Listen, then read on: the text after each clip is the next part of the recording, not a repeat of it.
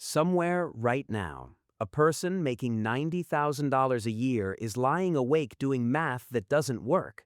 They have a good job, a nice car, a house with a yard. By every visible measure, they made it. And they have less than $4,000 in savings. This isn't a story about bad luck. It's not a story about one big mistake. It's 10 small ones repeated every month for years by people who did everything they were told to do. This is the story of how the middle class spends itself into a corner, and why, in 2026, the corner is getting smaller. Let's start with why this matters more now than it did even 5 years ago.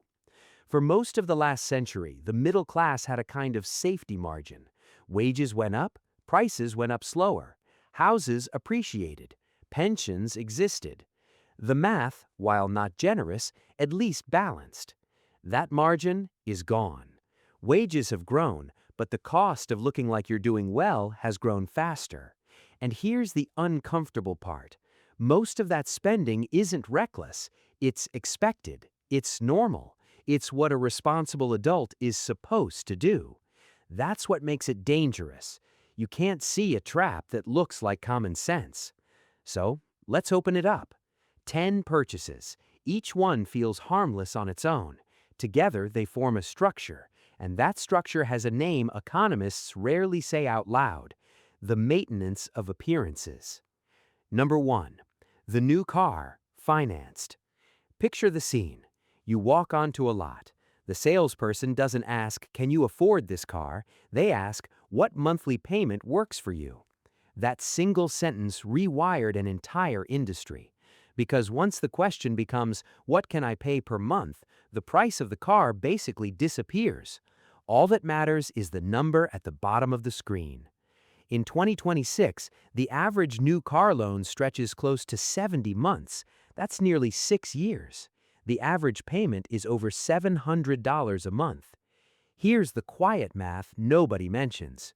A car loses roughly 20% of its value the moment you drive it off the lot. So for the first year or two of that 70-month loan, you owe more than the car is worth.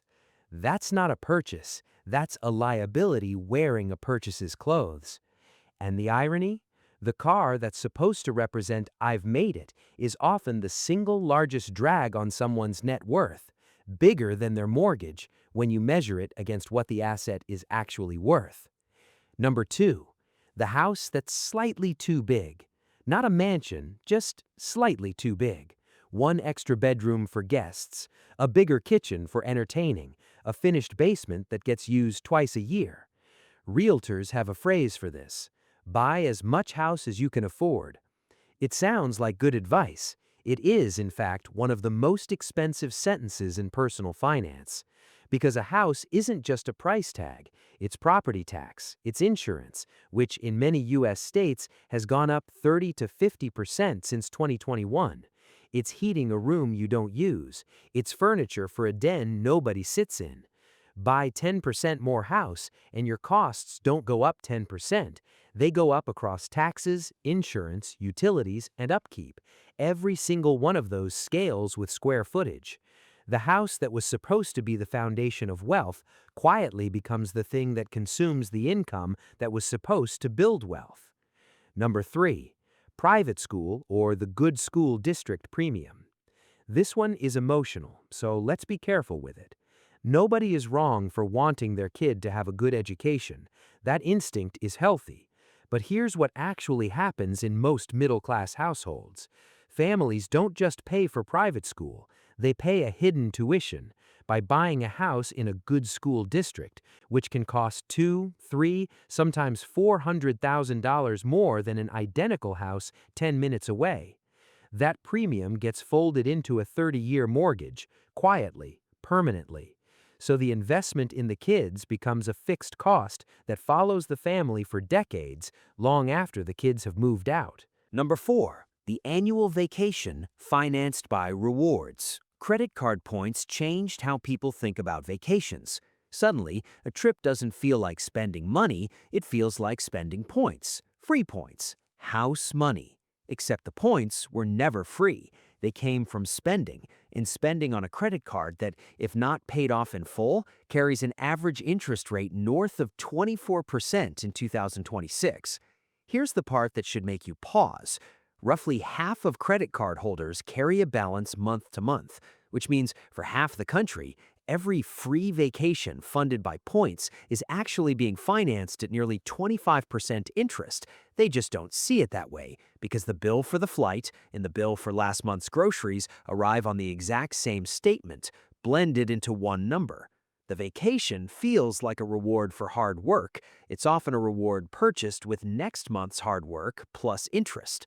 Number 5, the gym membership, the streaming bundle, the app subscriptions. Individually, these are nothing.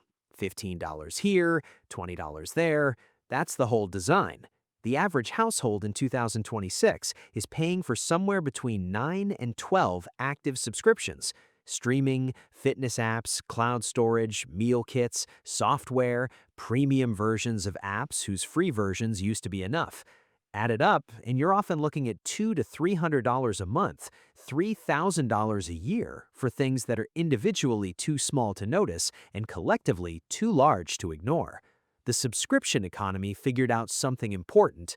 People don't budget in totals, they budget in line items, and no single line item ever feels like the problem. Number 6, the I deserve this purchase.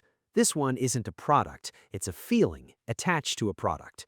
After a hard week, a hard month, a hard year, there's a purchase that says, I earned this. New shoes, a nice dinner, an upgrade you didn't need but wanted.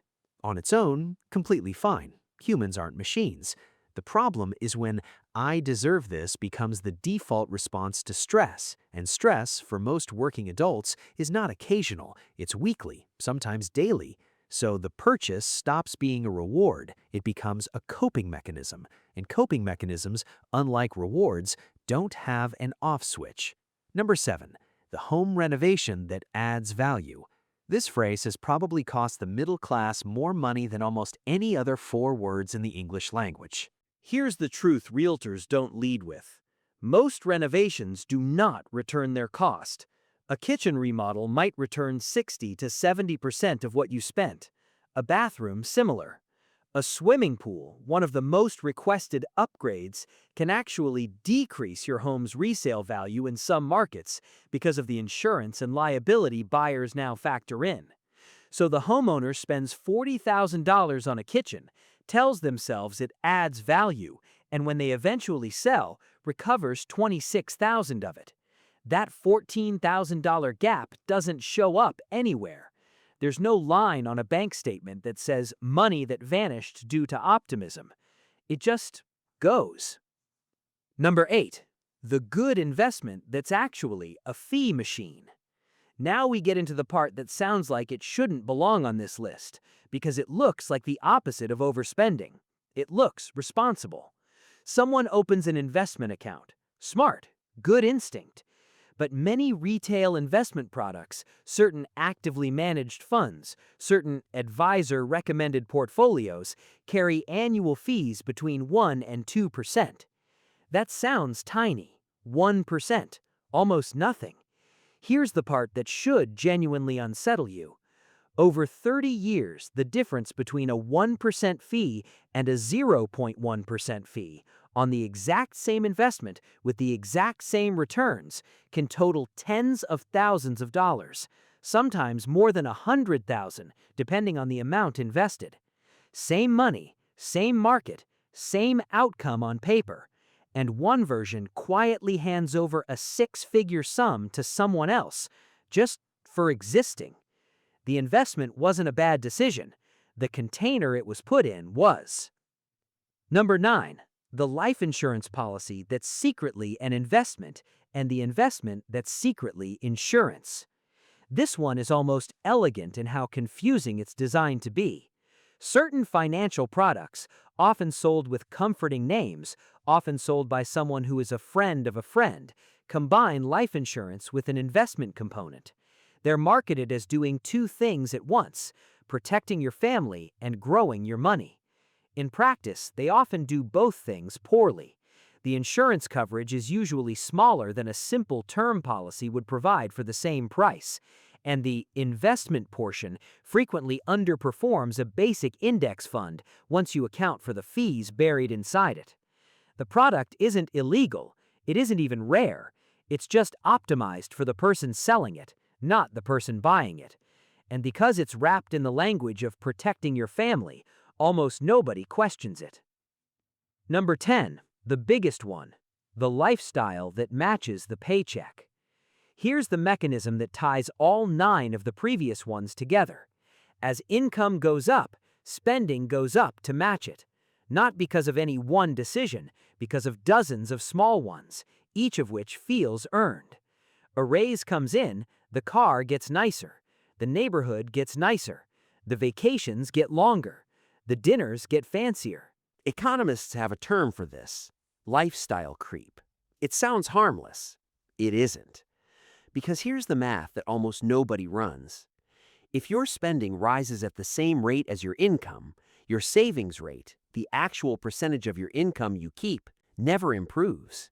You can get raise after raise after raise for 20 years and end up in exactly the same financial position, just with nicer things surrounding you while you're in it. The person making $90,000 with $4,000 in savings, in 10 years, they might be making $140,000, and they'll still have around $4,000 in savings, just a nicer $4,000 worth of stress. So here's where we have to zoom out. None of these 10 things on their own are irrational. A car, a house, a vacation, a subscription, an investment account. Each one individually makes sense. The danger isn't any single purchase, it's that all 10 of these systems were built independently by different industries for different reasons around the same insight. People don't evaluate cost, they evaluate monthly payment, perceived value, and social signal. Car dealers learned this, banks learned this, subscription companies learned this, real estate agents learned this, even some financial advisors learned this. And the result is a kind of invisible consensus, an entire economy quietly optimized to make doing well and staying broke look exactly the same from the outside. That's the part that should sit with you. Because the family with the nice car, the slightly too big house, the annual vacation, and the good school district, they're not lying to anyone. They're not faking it. By every external signal, they are doing well. And internally, they're $4,000 away from a problem. In 2026, that gap between how a life looks and what it can actually absorb is wider than it's been in decades. Interest rates are higher, insurance is higher. The cost of normal has quietly climbed while the definition of normal hasn't changed at all. So here's the question worth sitting with long after this video ends. If every single purchase on this list feels reasonable, and it does, that's the whole point, then at what point does a series of reasonable decisions stop being reasonable? And if you can't point to the moment that happened, how would you ever know it already has?